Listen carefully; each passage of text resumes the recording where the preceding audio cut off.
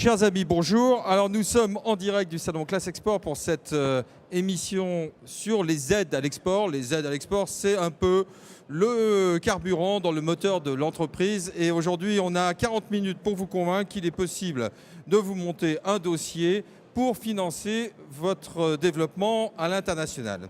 Alors pour cela, on a la Dream Team du commerce extérieur de la région, je pense qu'on peut le dire comme ça. Donc avec Olivier Pageron qui représente Ubifrance et qui est le délégué régional d'Ubifrance, René Gaucher, Oseo, peut-être BPI demain, mais Oseo en tout cas aujourd'hui, Colin Dieudonné de la COFAS, on dit souvent la vieille dame du commerce extérieur français. Enfin, je ne sais pas si ça s'applique à toi, mais bon. Marie-Christine de Castecker, qui représente la région Rhône-Alpes, qui est chargée de mission de la région Rhône-Alpes. Florent Beltès, qui est de la Chambre régionale de commerce et d'industrie, qui rassemble aujourd'hui l'action internationale de toutes les chambres de commerce de la région. Alain Perrault, qui est banquier de son État au CIC. Et j'ai à mes côtés Audrey Larderet, qui est de ERAI, qui va jouer un peu le rôle de spécialiste des aides et qui nous apportera un peu ses commentaires un peu au fur et à mesure de savoir un peu comment ça se passe. Merci Audrey de jouer le jeu du client témoin ou plutôt de la spécialiste experte du sujet. Aujourd'hui, on va essayer de prendre à travers un exemple d'une entreprise qu'on va prendre dans le secteur de la santé, si vous en êtes d'accord, d'une PME moyenne de la région Rhône-Alpes, parce que c'est vrai que nos entreprises sont plutôt des PME, PMI. Une entreprise qui va faire, allez, on va dire 3 millions d'euros de chiffre d'affaires, si vous en êtes d'accord, qui a un petit peu de fonds propres, pas trop, parce que je ne suis pas très riche et les entreprises françaises sont un peu difficiles. Donc je suis entreprise Dupont, qui fait des tensiomètres et qui, en l'occurrence, veut se développer sur des marchés internationaux, à la fois proches, parce que forcément l'Allemagne est mon premier souci, à la fois un peu plus lointain, parce que c'est vrai que la Chine ou les BRICS m'attirent beaucoup. Donc je vais essayer d'avoir un plan de développement à l'international que je vais vous demander, mesdames et messieurs, de financer, s'il vous plaît, parce que je n'ai pas beaucoup de moyens. Alors je vais commencer par la première des choses, sans doute, c'est je voudrais faire un salon à l'international. Qu'est-ce que, mesdames et messieurs, vous allez pouvoir faire pour m'aider si je veux faire un salon étranger dans le secteur de la santé, par exemple? J'aurais pu vous conseiller, dans un premier temps, peut-être d'aller voir votre chambre de commerce, peut-être pour passer en revue l'ensemble des aides et financements, mais puisque vous êtes dans une logique de prospection, d'aller sur un salon à l'étranger, chez Ubifrance, on pourra vous conseiller en fait de vous tourner vers le programme France Export.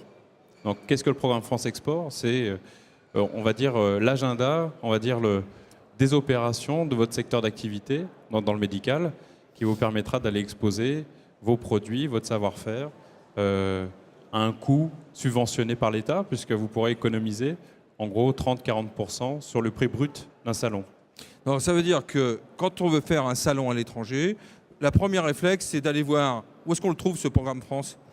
Moi, j'aurais tendance à vous conseiller peut-être le contact en fait, d'un spécialiste sectoriel chez Ubifrance. Donc, on a monsieur et une madame santé chez Ubifrance au siège, qui pourra passer en revue les différentes actions collectives que nous avons dans la programmation pour vous conseiller ensuite la bonne opération par rapport au pays que vous ciblez. Alors Olivier a raison, parce que finalement, la première chose que j'aurais peut-être dû faire, c'est d'aller voir un relais de proximité, parce que en fait, la première réflexe qu'on a, c'est regarder de façon opérationnelle où est-ce qu'on peut se développer, alors que peut-être la première chose qu'il faudrait faire, c'est peut-être aller voir son relais de chambre de commerce pour savoir s'il n'y a pas une étude de marché dans le secteur, enfin, qu'on aurait pu avoir des informations, n'est-ce pas Florent ? Effectivement, c'est important quand on va à l'international de se structurer, d'avoir une stratégie. Et les chambres de commerce de la région Rhône-Alpes, vous en avez 11 avec 80 collaborateurs qui sont au plus près des équipes. C'est la façon dont on est organisé. Vous êtes à Roanne, vous êtes en Ardèche, vous êtes à Lyon ou à Grenoble. Vous avez effectivement un conseiller de proximité qui vous connaît parfois parce qu'il a pu aussi vous conseiller dans la création, qui a pu aider à créer votre entreprise, qui a pu vous aider dans l'innovation, parce qu'aujourd'hui, on en parlera probablement tout à l'heure, énormément de boîtes qui vont à l'international sont des boîtes qui innovent, parce que pourquoi acheter un produit si c'est le même produit que chez moi, ou le service ? Donc effectivement, le CDI, le conseiller en développement international de la Chambre territoriale, est capable de donner un premier avis gratuit complètement. Parce qu'on est à financement aujourd'hui, donc excuse-moi, je parle d'argent. Oui, tout à fait, puisque les chambres de commerce sont un établissement public géré par des chefs d'entreprise et qui disposent donc d'aides qui proviennent des entreprises. Donc c'est normal de rendre à l'entrepreneur qui nous a aidés. Et effectivement, on sera capable de l'orienter vers les salons. Juste un mot par rapport à ce que disait Olivier Prageron. Nous profitons aujourd'hui et depuis hier sur Classe Export, nous avons maintenant un programme Rhône-Alpes d'émissions collectives pour 2013 où spécifique pour les entreprises de la région pour les entreprises de Rhône-Alpes, où la Dream Team, Marc, tu employais cette expression, les maintenant 12 partenaires de l'équipe Rhône-Alpes de l'export se sont mis ensemble pour proposer un programme d'action collectif. Il y a bien sûr l'appui individuel, mais sur des salons et des missions à l'étranger. Qui bénéficie d'appui financier. Alors, le secteur de la santé est une des filières d'excellence de la région Rhône-Alpes. Et donc, effectivement, à ce titre, il y a tout un volet d'action qui lui est dédié, avec des financements également spécifiques à cette filière d'activité. Donc, cette entreprise peut rejoindre le cluster iCare, qui est le cluster spécifique de la santé, et à l'intérieur de ce cluster, pouvoir participer à des actions dédiées au secteur de la santé. Alors ça c'est important parce que finalement les actions collectives sont assez encadrées. On a des passages obligés, je crois qu'on peut dire un peu les choses comme ça, avec les clusters et les pôles, c'est ça, qui sont financés et sur lesquels le conseil régional donne des financements spécifiques, où on a des programmes pour les nouveaux exportateurs. Peut-être en dire deux mots pour les débutants à l'export, moi qui suis débutant à l'export, puisque je suis une entreprise de santé qui réalise 100 000 € de chiffre d'affaires à l'export. Alors effectivement, parce que ce que l'on se rend compte, c'est on ne va pas à l'export juste pour faire un coup. Et on se rend compte que malheureusement, un coup qui peut être COUT ou COIP, mais on se rend compte que souvent les entreprises, les nouveaux exportateurs qui vont à l'export, malheureusement, 3-4 ans après, on ne les retrouve plus. Je crois que UbiFrance a fait une enquête, il y en a 3 sur 4 qui disparaissent, donc c'est quand même dommageable.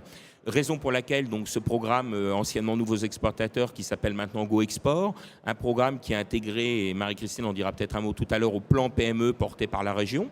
Donc on parle de financement que la région subventionne. Et en fait, c'est une entreprise qui se dit « je veux aller à l'international ». Alors, il y a un peu deux méthodes, si vous permettez, sans être trop technique. Il y en a une, c'est Objectif Export, c'est de se dire « je pense que mon produit ou mon service est adapté à l'international, mais comment je fais ?» Donc là, à la fois avec le conseiller de la Chambre, avec un consultant spécialisé, on peut bâtir un plan d'action. Un programme lourd, là. Un programme plus lourd. Et un autre, c'est Valide Export, c'est j'ai exporté une fois en Pologne, en Turquie ou ailleurs, parce que ça a marché, parce qu'on m'a contacté sur un salon ou par hasard sur Internet. Et là, je voudrais valider qu'effectivement, mon produit et mon service je peux les inscrire durablement dans une démarche d'export sur la durée sur ce pays. Et là, tu me donnes des financements ? Alors là, en fait, le coût est très peu élevé pour l'entreprise, puisque 75% du coût réel est pris en charge par le conseil régional, et qui plus est, quand l'entreprise passe la vitesse supérieure, il faut qu'elle ait fait Go Export pour bénéficier d'une autre aide qui est IDClick. Alors, moi, je voudrais juste dire un mot parce qu'effectivement, notre experte Audrey. Commencer par un salon, aborder la question via Go Export, c'était effectivement une bonne méthode. Néanmoins, je pense qu'effectivement l'approche sectorielle et la notion du couple secteur-marché qu'a évoqué Olivier ou qu'a évoqué également Marie-Christine avec la démarche d'internationalisation des pôles et des clusters est la bonne. Et c'est bien par là qu'il faut commencer, en allant vis-à-vis de l'entreprise avec une offre, en lui expliquant qu'effectivement son produit il a un potentiel sur tel marché, et comment on va l'accompagner, avec quel outil, quel acteur, quel financeur. Et donc c'est ça aussi la valeur ajoutée, nous ERAI, sur l'activité conseiller en financement, c'est d'avoir cette approche globale, cette vision à 360 degrés qui va nous permettre effectivement d'orienter l'entreprise vers le bon outil au bon moment et de savoir les combiner. Ok, donc une approche filière finalement sur lequel il faut se préoccuper. Ça veut dire qu'avant la démarche ou pendant qu'on fait début de la démarche, il faut prendre contact avec son cluster ou regarder s'il y en a un. En même temps qu'on se dit, tiens, on va le voir sur le programme France ou sur le programme régional. Comment on l'a, le programme régional à l'export ? Il est distribué sur le stand équipe Rhône-Alpes de l'export pendant le salon en exclusivité, puisqu'il est sorti hier matin. Et il est en ligne sur tous les sites des différents partenaires. Parce qu'on va redire deux mots, parce que c'est quand même une actualité forte, puisque c'est le premier anniversaire de l'équipe régionale de l'export, je pense qu'on peut l'appeler comme ça. C'est qu'il y a l'ensemble de l'information qui est diffusée par tout le monde. C'est effectivement qui que ce l'approche. soit, vous allez voir qui que ce soit, tout le monde diffuse l'information de tout le monde. C'est effectivement l'approche qu'on a retenue. Et d'ailleurs, pour les chefs d'entreprise dans la salle qui n'ont pas encore eu l'occasion d'y aller, mais on en a vu beaucoup depuis hier, on a organisé notre pavillon, donc tous les membres de l'équipe, avec vraiment, et c'est le but aussi de cette table ronde, ce que veut un chef d'entreprise. Un chef d'entreprise, d'abord, il veut s'informer, voire se former sur un marché à l'export. Après ça, il veut valider, il veut prospecter, il veut exporter. Donc c'est le deuxième pétale. Après ça, il veut éventuellement s'implanter, donc il a besoin d'experts pays, d'experts des rails, d'experts du BI-France ou des chambres de commerce françaises à l'étranger. Et il a besoin enfin de financer pour à l'arrivée recruter. Donc c'est comme ça qu'on a organisé notre approche. Bon, alors là, on est dans la partie financement. Alors, je commence à me développer sur le marché allemand et je vais faire une mission ou des missions avec certains d'entre vous ou des salons. Donc, je vais devoir dépenser un certain nombre d'euros, entre guillemets, même des milliers, voire des dizaines de milliers d'euros, pour essayer de me développer à l'international. Bon, la procédure phare, si on peut dire, du financement du commerce extérieur, c'est ce qu'on appelle l'assurance prospection. On appelle ça toujours comme ça ? On appelle toujours ça l'assurance prospection, effectivement. Qui a pour objectif de garantir à une entreprise que si elle dépense de l'argent et que finalement ça ne marche pas, c'est-à-dire qu'elle ne vend pas sur ces pays-là, l'État, via COFAS, lui aura remboursé une grosse partie de ses dépenses, c'est-à-dire minimum 65% et maximum 75% des dépenses. Donc c'est quand même une belle aide. Pourquoi 65, 75 ? Parce que 75%, c'est pour les entreprises innovantes. Il y a un lien fort entre innovation et internationalisation. Donc l'État, dans le cadre de l'assurance prospection, renforce le soutien sur les entreprises innovantes. Qui est innovant ? Alors, est-ce que je suis innovant, moi, dans le médical là ? Probablement, si la société, justement, a un crédit d'impôt recherche en cours ou Cosio a pu financer un programme d'innovation dans les 5 dernières années ou un brevet. Donc ça fait partie des innovations. Si j'ai déposé un brevet, je suis considéré comme innovant et donc je peux obtenir 75% de financement. Oui. Alors, je finance quoi ? Tout. Tout ? Tout. Tout. C'est-à-dire ? Tous les salons sont les dépenses liées à des salons, les déplacements, les salaires des commerciaux, les filiales commerciales, les missions collectives, les missions individuelles, ERA, UbiFrance, Chambre de commerce d'industrie française à l'étranger. Même s'il y a besoin que l'entreprise ait un financement pur d'une banque ou un prêt pour l'export d'Oseo, les intérêts que l'entreprise va payer pour financer sa prospection vont rentrer dans le budget. Donc il y a vraiment tout. Il n'y a pas un poste de dépense qui ne soit pas pris en charge dans l'assurance prospection. Y compris les salaires. Y compris les salaires et aussi les frais de devis et d'avant-projet gratuits. C'est-à-dire que si quelqu'un vous propose de modifier, vous demande de modifier un peu votre produit pour pouvoir le vendre mieux dans le pays, en Allemagne par exemple, il va y avoir le bureau d'études de la société qui va travailler pour adapter ce produit à la solution locale. Alors soyons pratiques. Donc moi je vais faire 3 fois des salons à l'international. Donc je vais dépenser 30 000 euros. J'ai des collaborateurs, j'en ai encore pour 50 000 euros de collaborateurs. Donc j'ai dépensé 100 000 euros par an. Donc là tu me donnes, toi ? Je poste-rembourse. Je ne donne pas, je ne finance pas. C'est-à-dire ? L'État garantit un budget, les 100 000 euros. L'entreprise nous donne un mini-plan export, idéalement après justement un programme de structuration de la démarche commerciale où l'entreprise va avoir un budget établi à l'export. Hop, on garantit 100 000 euros et on garantit à l'entreprise que 65 ou 75% à la fin d'une année, une année c'est 12 mois glissants de prospection, on va comparer ce qui a été dépensé et ce qui a été facturé déjà sur l'Allemagne ou sur d'autres pays s'il y a eu d'autres pays. Et là, à ce moment-là, nous allons verser à l'entreprise 65 ou 75%, en très résumé, des dépenses. Mais par contre, c'est quand même la trésorerie de l'entreprise qui engage ces dépenses. Donc nous, on fait que rembourser au bout d'un an. On verra ça après. Oui. Alors, donc à chaque fois, tu me donnes, je dépense 100 000 pendant 3 ans. 3 ans, ça ? C'est parfait. Sur l'Union européenne, c'est maximum 3 ans. Très bien. Hors de l'Union européenne, on peut même aller jusqu'à 4 ans d'accompagnement. Donc tous les ans, tu vas me donner 75%, parce que je suis innovant, des 100 000 euros que je dépense. Alors tous les ans, sous réserve qu'effectivement tous les ans, on va vérifier si l'adéquation des dépenses avec les objectifs de vente correspond à ce qu'on peut garantir. D'où la nécessité en amont, effectivement, je reviens toujours à ma question de stratégie de développement à l'international, mais d'avoir un œil vigilant sur le budget de l'entreprise qui va déposer son assurance prospection, parce qu'il faut qu'il soit ambitieux mais réaliste. Parce que voilà, ça c'est important. On a des mauvaises surprises, c'est ça. Voilà. Effectivement, il ne s'agit pas de monter des dossiers à 400 000 euros qui verront jamais le jour parce qu'il n'y a pas de dépenses. Il ne s'agit pas non plus de sous-estimer. D'où l'intérêt de travailler en amont sa stratégie et donc au regard de l'outil de monter le budget de la manière la plus efficace possible. C'est effectivement capital, parce que nous, on a un travail en entonnoir. Tout en haut de l'entonnoir, il y a le budget demandé par l'entreprise, et tout en bas de l'entonnoir, on a le budget réellement garanti par Coface. Et les pentes de l'entonnoir, ça va être les capitaux de la société. Est-ce qu'elle a quand même la mesure de ses ambitions ? Dis-nous là, parce que n'allons pas demander des choses qu'on ne saurait pas faire. Il ne faut pas être irréaliste. Donc c'est-à-dire, moi qui ai 150 000 euros de fonds propres. 150 000 euros de fonds propres, je pense que raisonnablement, si on tape sur un budget annuel aux alentours de 75-80 000 euros par an, c'est pas mal. Parce que la société doit quand même vivre avec tout le reste de son argent pour faire tout le reste. Donc en gros, le critère, c'est la moitié des fonds propres, quoi. Règle non écrite, oui. Règle non écrite, oui. Bon. Et par ailleurs aussi les objectifs de vente. Parce que si une entreprise nous dit je veux 100 000, 100 000, 100 000 pour facturer 10 000, 20 000, 30 000 sur 3 ans, elle n'aura pas 100 000. Ah oui, parce que oui. On rembourse tout ça. Hein. Voilà. L'objectif, c'est effectivement que l'entreprise rembourse. On n'est pas sur un système de subvention comme il existe sur d'autres dispositifs. Là, l'objectif, si le dossier est bien fait, en principe, la Coface, elle récupère. On est sur un système de garantie. Hein, oui, parce que c'est pas une subvention. Voilà. Il ne s'agit pas d'une subvention. Il s'agit vraiment, et d'où la nécessité de mettre en adéquation le projet de l'entreprise avec l'outil auquel elle fait appel. Donc c'est bien un effet de levier, quoi. C'est un effet de levier. C'est une assurance qui prend la forme d'une avance remboursable. Donc ça veut dire que si jamais quel est le taux de remboursement? Comment ça se passe? 7% pour une société qui vend des produits. C'est-à-dire que nous, dans une deuxième période, donc il y a déjà la période de prospection, et à l'issue, il y a une période où on va regarder, nous, la facturation sur l'Allemagne ou sur les autres pays ciblés par l'entreprise, qu'elle va émettre réellement. Alors je rembourse quand?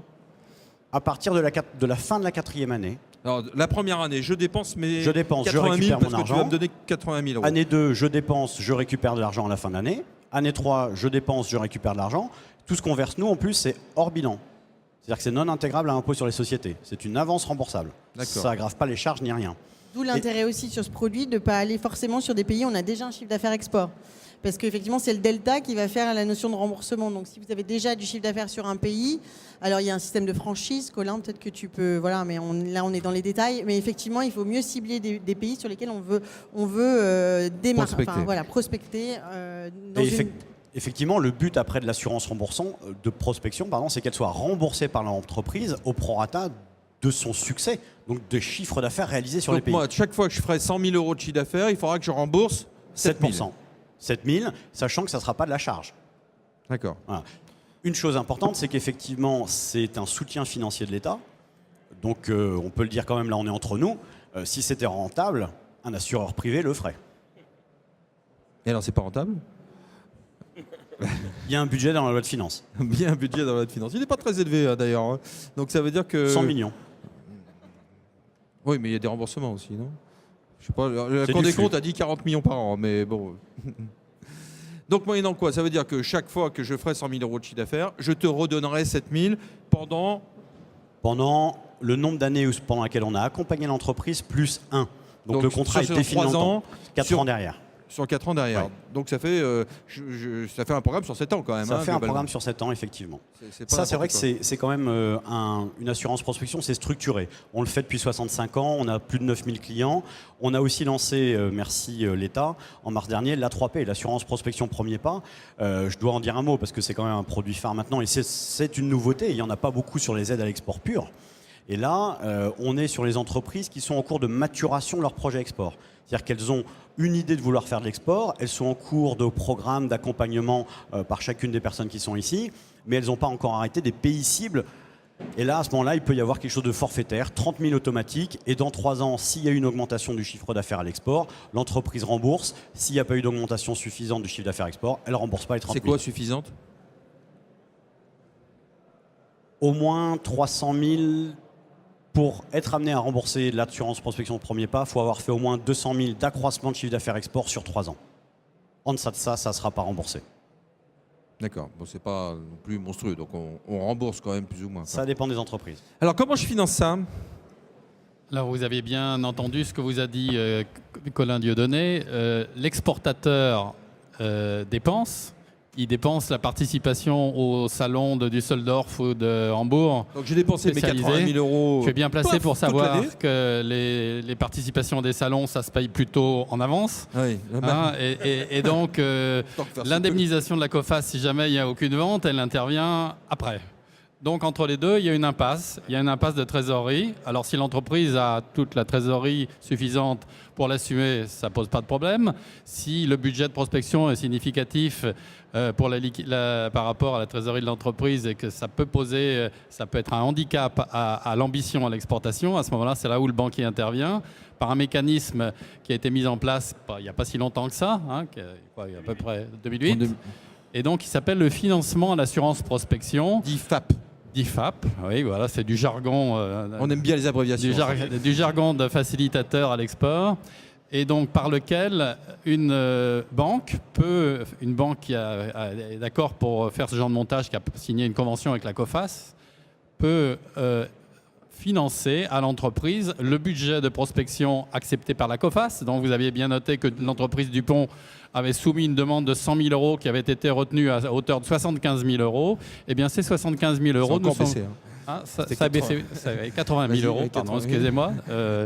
Et donc, cette somme, la banque peut l'avancer à l'entreprise pour qu'elle puisse conduire sa prospection, financer ses participations à ses salons. Ça, c'est un point important. C'est-à-dire qu'en fait, il faut en même temps qu'on dépose une demande d'assurance prospection, il faut aller voir son banquier. Oui, alors là, il y a peut-être une remarque, une mise en garde à faire, c'est qu'en général, les entreprises ont le réflexe de dire on va voir l'assureur et ensuite, une fois qu'on a l'assurance, on va voir le banquier. Mais la difficulté est que pour que ce mécanisme COFAS Bank puisse fonctionner, il faut que les deux démarches soient faites simultanément parce qu'il y a des problématiques de date, de délai de réponse qui fait que si l'entreprise vient trop tard, on n'est pas en mesure de pouvoir monter ce type de financement. Alors voilà donc à quoi sert un FAP.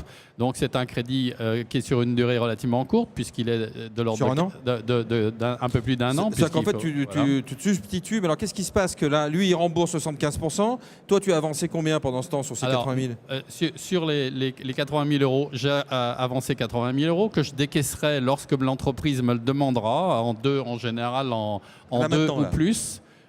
Oui, une fois que l'exportateur a obtenu l'accord de la COFAS et que nous, on a validé le FAP, ce qui est une procédure très simple, puisqu'une modification de garantie, et on ne fait pas une deuxième analyse financière détaillée. On s'assure simplement, avec un œil de banquier aussi, qu'il y a une certaine cohérence avec ce qu'on fait de l'entreprise en tant que partenaire.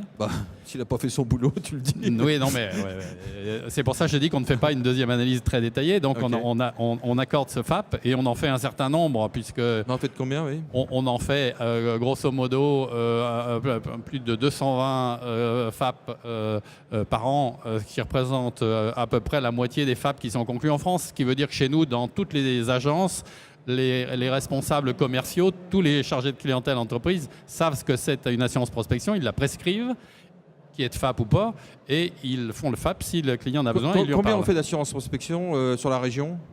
Sur la région, on est à peu près à 14% du national.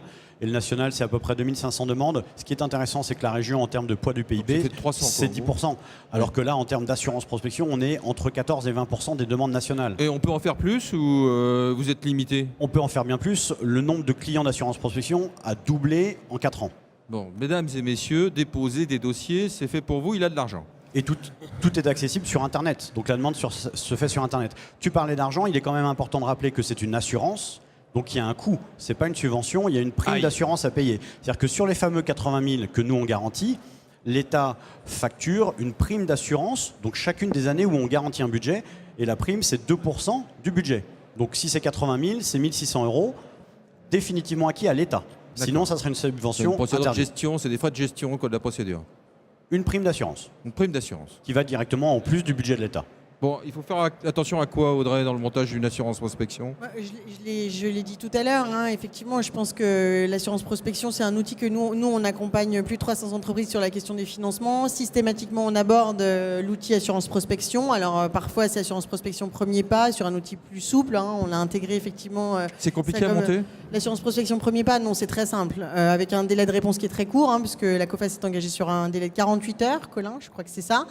C'est effectivement en ligne. Alors pour le coup, sur l'assurance prospection premier pas, il n'y a même pas besoin de rentrer dans des logiques de stratégie de développement international, ni forcément de budget très détaillé. On est sur des enveloppes globales.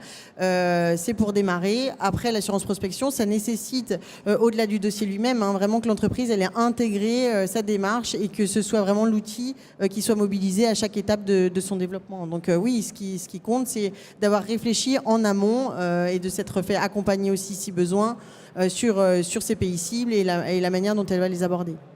Alors, deuxième possibilité pour financer en trésorerie son commerce extérieur ou son développement à l'international, c'est aller voir Oseo. Oui, alors deuxième possibilité, en fait découpée en deux, si je puis dire, c'est-à-dire que soit on va avoir dans nos outils la possibilité de garantir directement une banque qui va faire un crédit pour financer ses dépenses de prospection, un crédit classique moyen terme de plus de 2 ans, et auquel cas on va garantir la banque chez Oseo à hauteur de 60%, premier cas.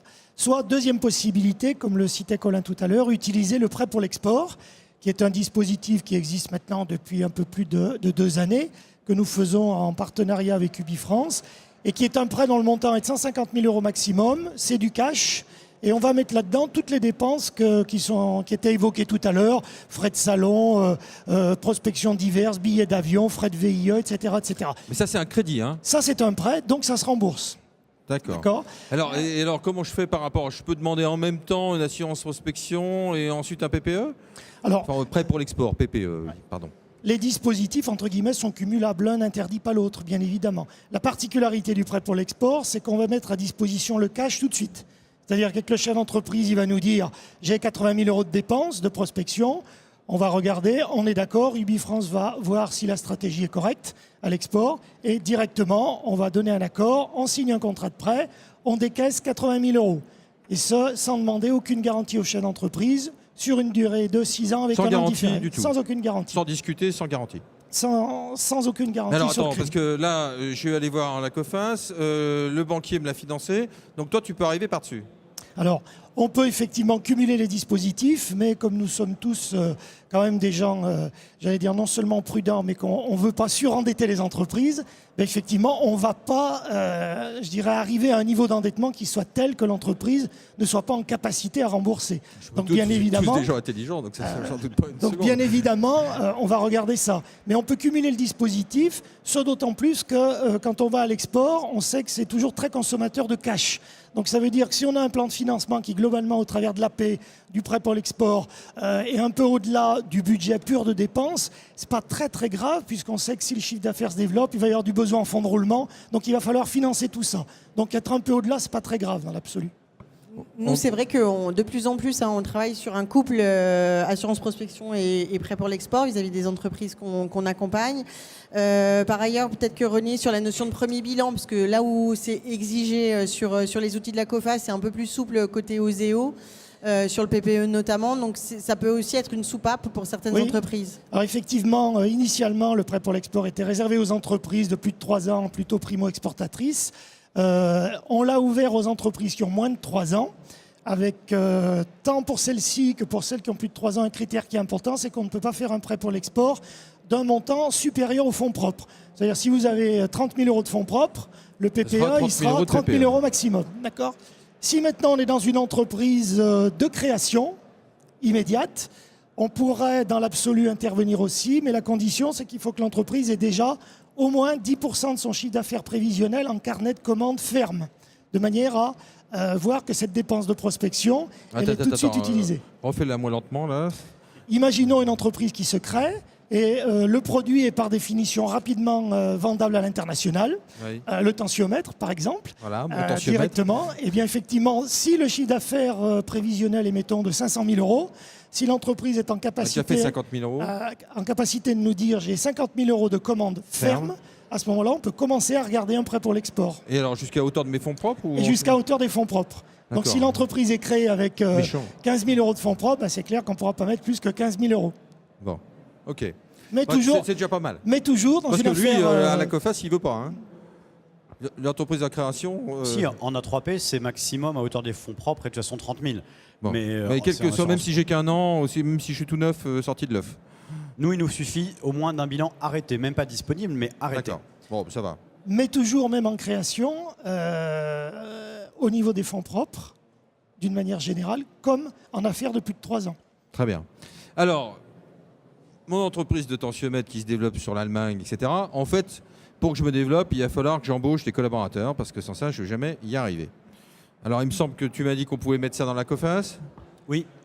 Mais il y a aussi des vraies procédures de subvention sur le sujet donné par la région. Alors, effectivement, tu as raison. Le recrutement d'un collaborateur, c'est une étape clé dans le développement à l'international de l'entreprise. Et la région donc, est aux côtés de l'entreprise lorsqu'elle franchit cette étape. Nous avons la possibilité de subventionner le recrutement d'un collaborateur à l'international à hauteur de 30 000 € sur une année. Donc le 30 000 € étant un plafond correspondant à 50% du salaire chargé du cadre. Donc j'embauche quelqu'un qui a 3 500 € de salaire, qui va me coûter chargé 80 000 €.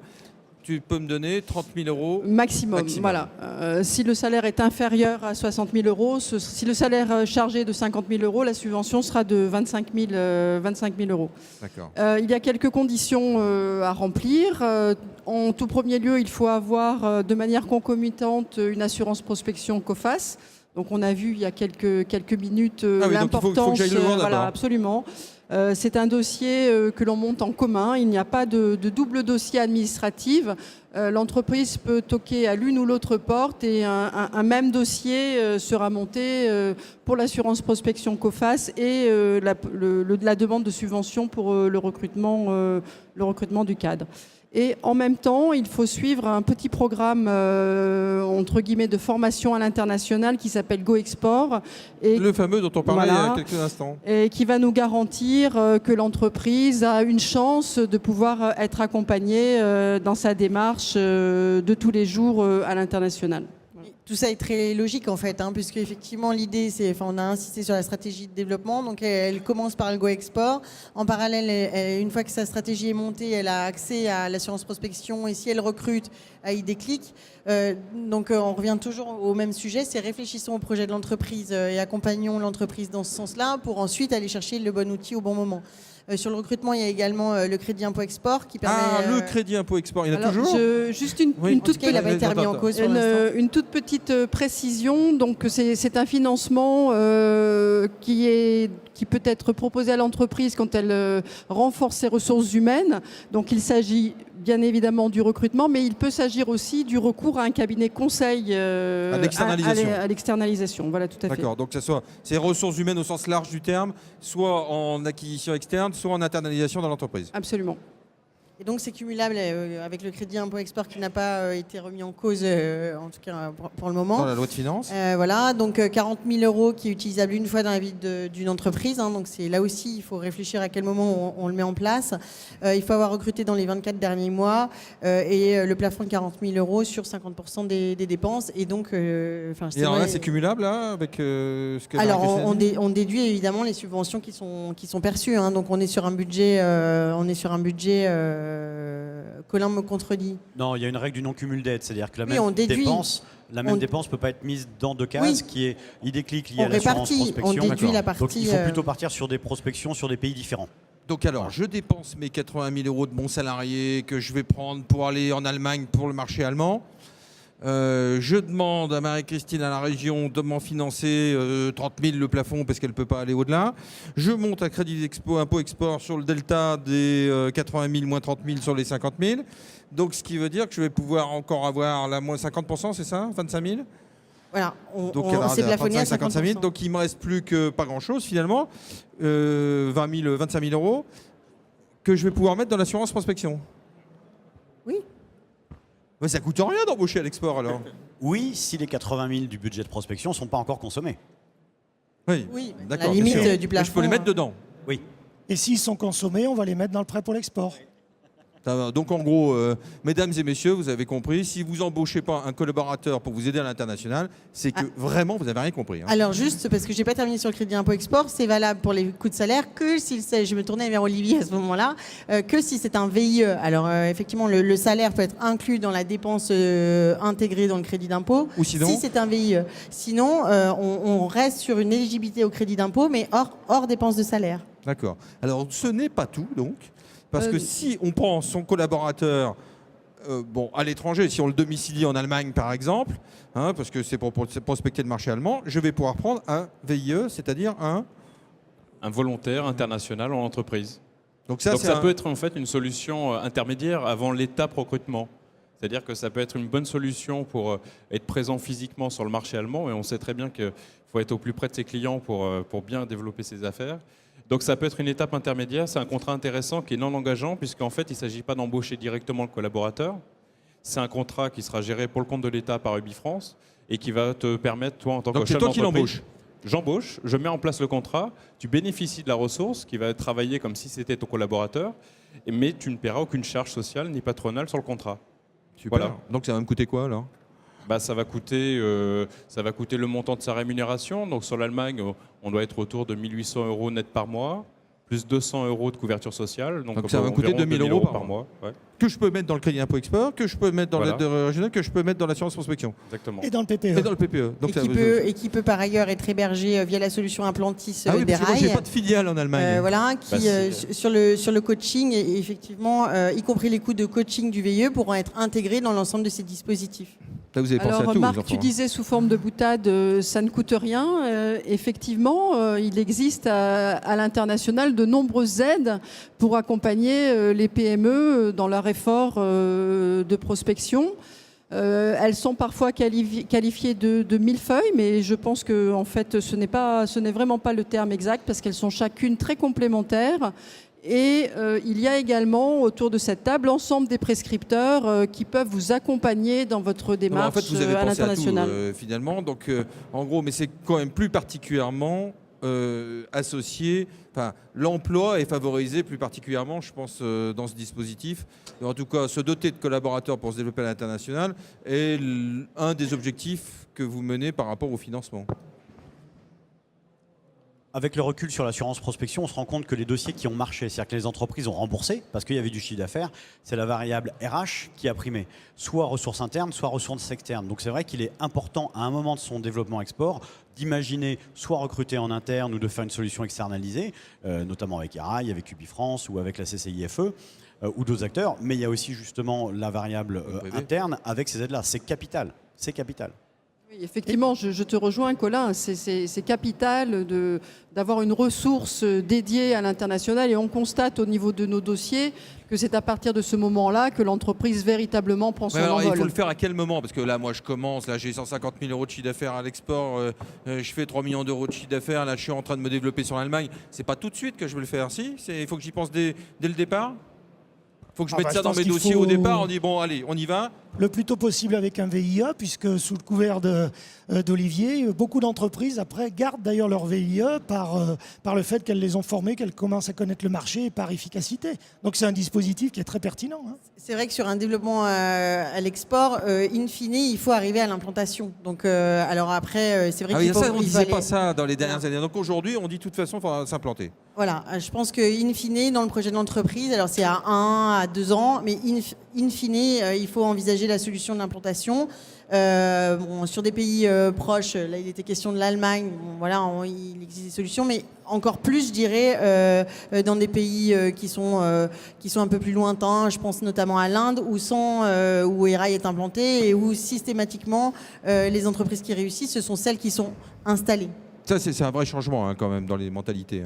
Juste pour être très complet sur la phase de dépenses de prospection, puisqu'on parlait de montant et notamment pour le prêt pour l'export de 150 000 € maximum, si l'entreprise a des dépenses beaucoup plus importantes, il y a également d'autres produits derrière qui seront utilisés. Alors l'AP peut monter aussi haut, évidemment, mais au niveau d'Oseo, avec toute la gamme des contrats de développement à l'international, on va pouvoir monter sur des montants de prêts qui vont jusqu'à 300 000, voire beaucoup plus que ça sur des très grosses entreprises. Bon, vous m'avez convaincu, je vais m'implanter finalement en Allemagne. Donc je vais faire une implantation légère dans un premier temps. L'implantation, je peux la financer de la même façon là? Oui.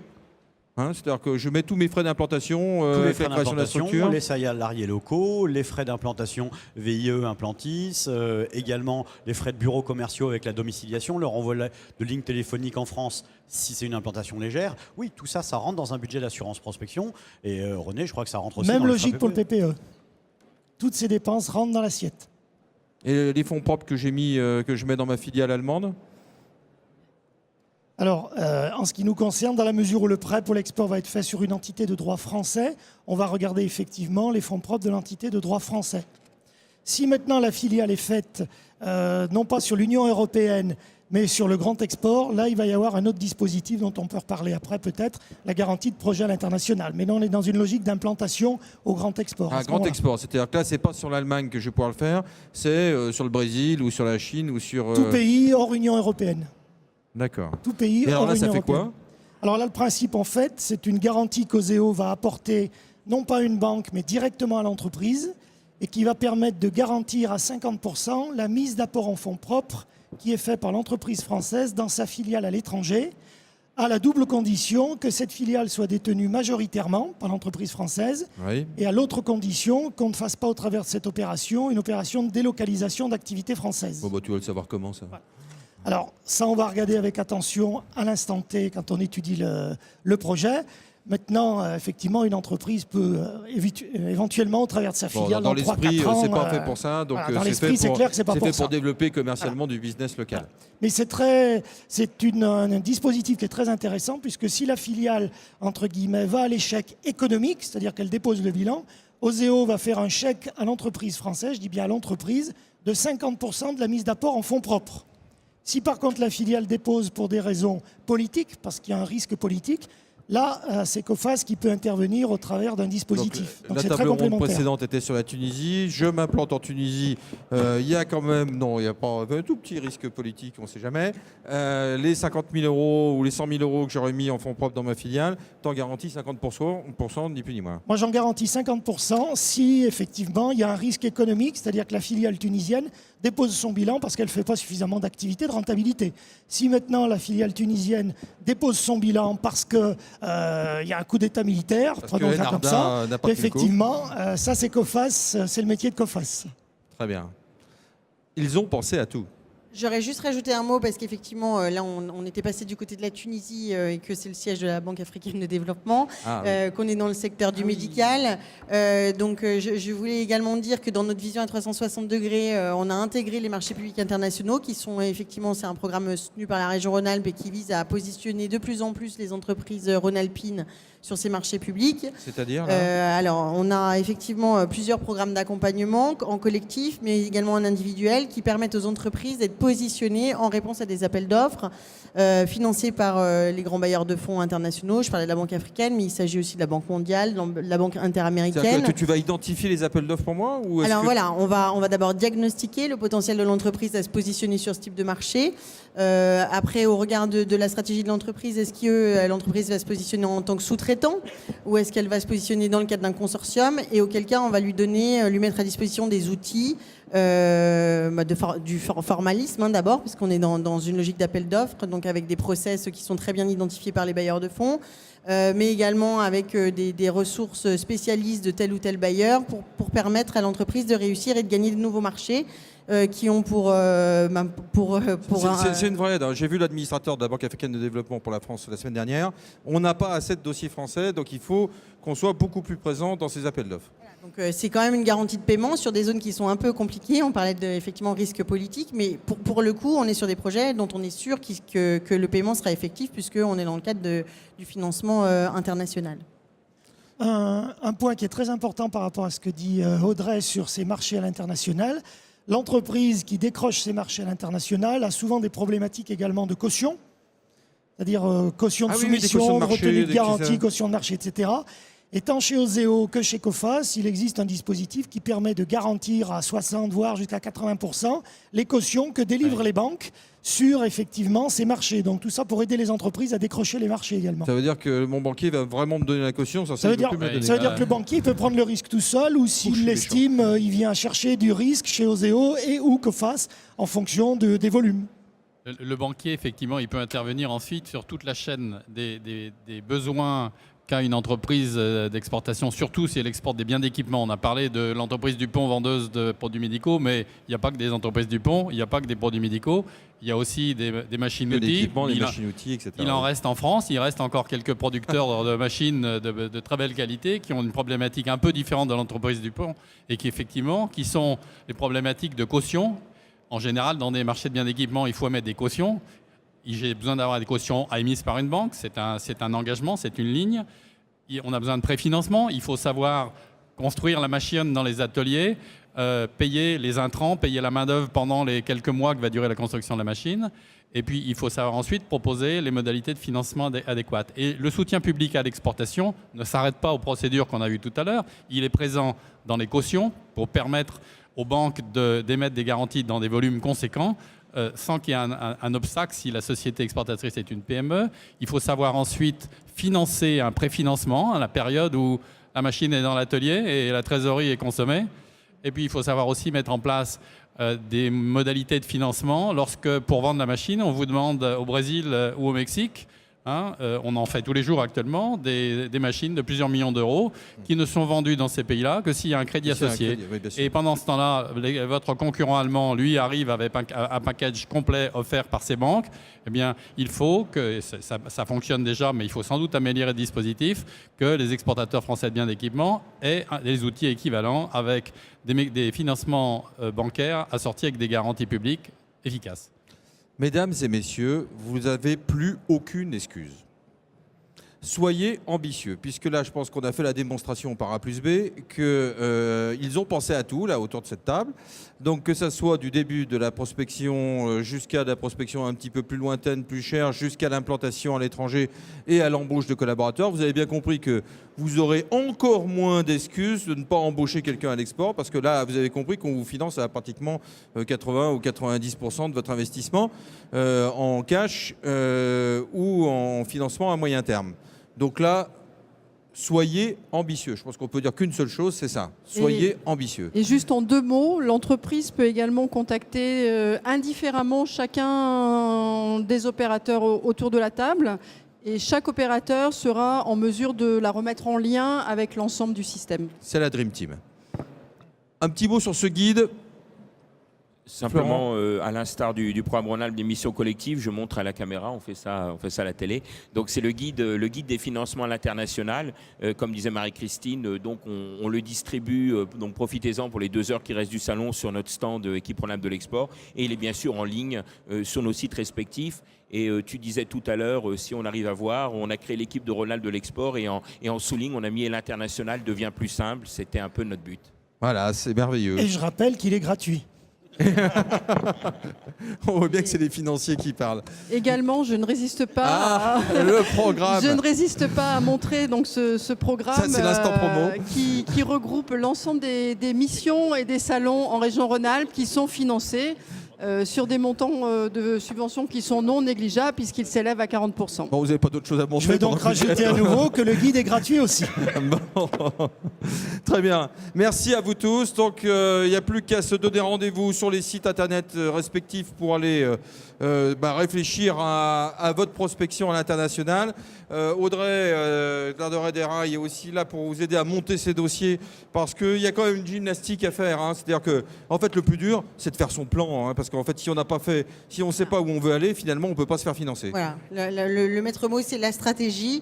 Et au regard de cette stratégie, aller chercher le bon outil au bon moment. Nous, on sera là, effectivement, pour vous aider, y compris dans le montage des dossiers d'aide. Alors, les stratégies, c'est un grand mot. Il ne faut pas jamais enlever. C'est juste savoir qu'est-ce qu'on veut faire. Voilà, un plan de développement.